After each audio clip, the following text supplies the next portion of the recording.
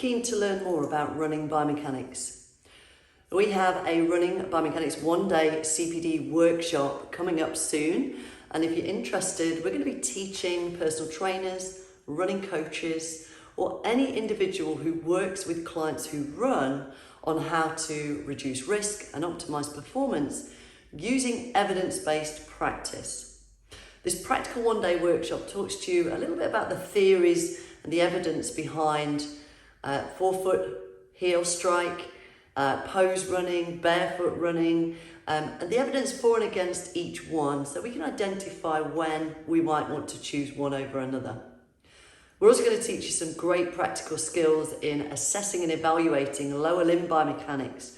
This includes the foot posture index, which is going to help you communicate better with the foot specialists when a client may need a little bit of support from a certain shoe, or even just simply some foot biomechanics exercises.